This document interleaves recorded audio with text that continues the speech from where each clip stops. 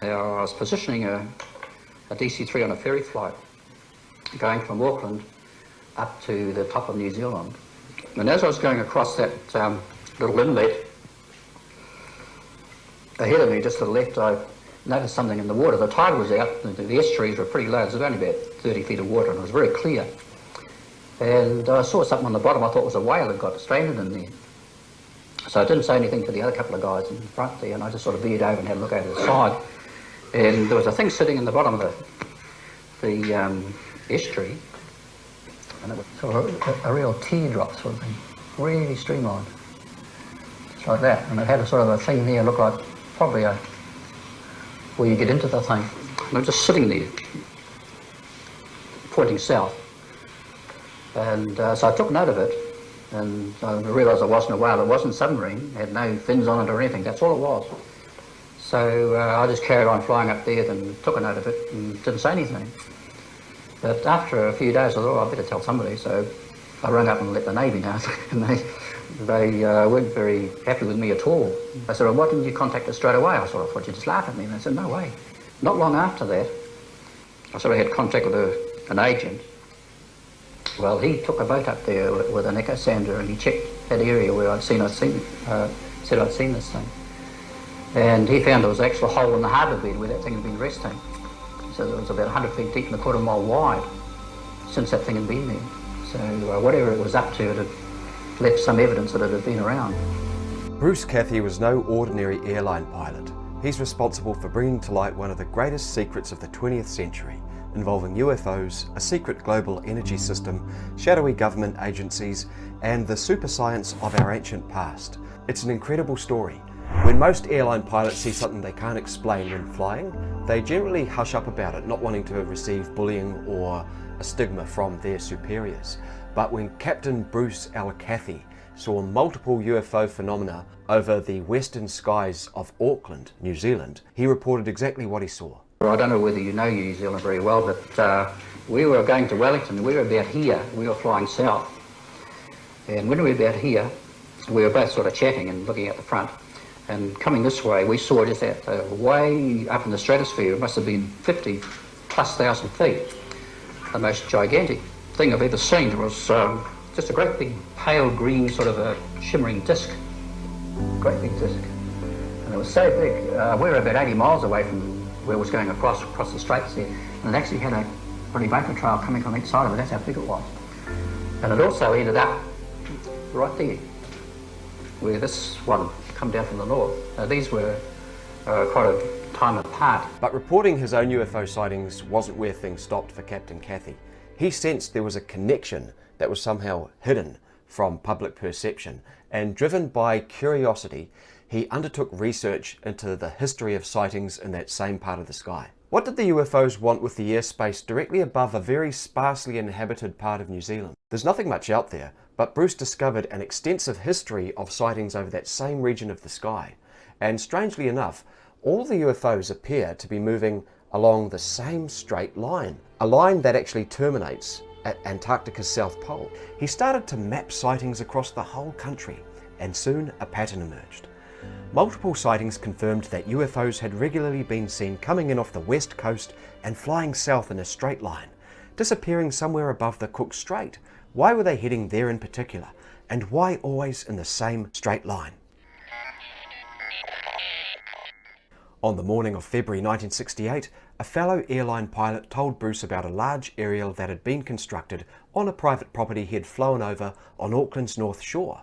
There was something about this aerial's construction that seemed suspicious to both the pilot and to Bruce. While listed as a simple ham radio antenna, this aerial was uniquely constructed and unusually tall. Bruce compared its location with the patterns he had mapped of UFO activity and immediately found a correlation. Where a UFO had been seen hovering over Auckland and where a large mysterious explosion had taken place 11 years earlier, a straight line could be drawn that perfectly intersected this aerial's location. This led Bruce for a search for other unusual aerials that sat along these same UFO flight paths. To quote, "Over the next 4 months I spent my days off work cruising around the Auckland area looking for anything unusual in the way of masts and aerials. Results exceeded all expectations. This investigation picked up mysterious aerials all over the city, all of them more sophisticated than what was required for basic ham radio use, and all of them sitting along the same grid that Bruce saw the UFOs were using. It dawned on Cathie that not only had he discovered a secret phenomenon, but that someone else had too, in the past. Someone probably quite powerful.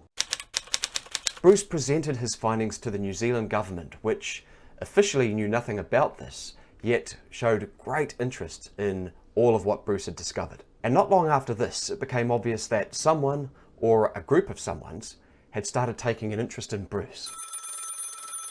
First came pressure from above. The national airline that Bruce worked for received a phone call, and Bruce was hauled before his boss and told to stop what he was doing or that he'd lose his job. But this was a task with which Bruce could not comply. A significant operation was playing out in Auckland, and Kiwis had a right to know. Unable to let this go, Bruce stuck to his guns. The pressure then escalated. He found himself harassed by intelligence agents, followed and photographed, whilst the pressure from above him also continued. But things were about to change, because Bruce, shortly after this, discovered something incredible. This is all happening during the time of international nuclear test detonations that were taking place globally. And Bruce discovered that whenever a nation detonated a nuclear bomb explosion, that this invariably happened along the same UFO grid line that he had discovered. What's more, these detonations generally featured geoastronomical alignments that gave Bruce data with which he could forecast when future bomb detonations would occur. The French happened to be testing nuclear bombs in the South Pacific at this time, so Bruce was asked to give calculated estimates about when their next few detonations would take place. He did the calculations, gave his estimates, and over the next few weeks was proven to be consistently correct with a scary degree of accuracy. Now, for the New Zealand officials, this must have been pretty mind-blowing, but for Bruce, well, he was still wrestling with the ramifications of what he had discovered. His conclusion was that atomic particles seem to require precise astronomical harmonic conditions upon the Earth to become unstable. What did this mean for the threat of nuclear warfare? For Bruce, it meant that the threat of annihilation that had been hanging over the world like a shadow for so very long had suddenly become a far less menacing threat. And it also meant there was incredible energy in the grid. I mentioned a mysterious explosion that had taken place in a factory along a UFO grid line. How many more mysterious explosions could be put down to this phenomenon? It's worth mentioning the Tunguska explosion, which decimated Siberia in the early 1900s, thought by some to be associated with Nikola Tesla and his infamous death ray, and by others to have been the destruction of UFO craft. We must now entertain the possibility that even as far back as the early 1900s, this energy grid was known, understood, and worked with. But we can go back further than that. Projecting Bruce's New Zealand grid across a world map, we see it matches up with Platonic spherical geometry, in which the Earth's sphere is comprised of sacred geometric lines that form a grid. Where these lines converge are exactly where megalithic sites from ancient antiquity have been built. On the same grid, we find Stonehenge, Easter Island, Machu Picchu, Tiwanaku, and the Giza pyramids. There seems to be little question that at least some of these ancient civilizations knew about the energy grid, or at least knew that where they were building these ancient megalithic sites were places of extreme energy convergence. Now, according to megalithic expert Hugh Newman, the ancients built monuments to draw in earth energy, which appears electric in nature, through structures composed of granite and sandstone, using this energy in different ways. Some would enhance crop yields by charging up their seeds. Most cultures would amplify this energy's frequency to induce altered states of consciousness. And if we go further back, we encounter the suggestion of highly advanced aerial technology, culminating in the Great Pyramid itself, widely now thought to be a huge earth energy amplifier. As major civilizations seem to have developed along these grid lines, could it be that an ancient advanced transportation network existed then as it appears to now? The idea would explain how distinctive motifs have been found on different continents in different cultural settings, thousands of miles apart. Secret societies are likely to have been the vehicle via which this ancient knowledge was preserved and handed down, as such groups had access to both the geometry and ancient knowledge required. However, genius observers may have also rediscovered this phenomenon in the 20th century. Now a powerful group appears to possess a secret super science, and according to Bruce, they intend to keep this a secret. Soon the group decided to change its tactics with Bruce. Instead of bullying him, they tried to buy him. But he wasn't for sale. Help in my work was eventually offered from these quarters, but the catch was that I had to remain silent about my discoveries. This I refused to do, and I still continued to battle on my own. Once I realised the importance of the material in my possession, I considered it extremely dangerous for a small group of people to have complete control of it. Bruce kept speaking out, publishing several books about this phenomenon. The UFO grid he discovered over New Zealand gave us richer insights into the invisible super science behind anti-gravity, Earth mysteries, nuclear physics, and the biggest secret ever to be hidden from mankind. A secret that's now slowly starting to unravel thanks to the efforts of people like Bruce Cathie, who was a true Kiwi hero. I think we can all agree the guy had some serious stones on him.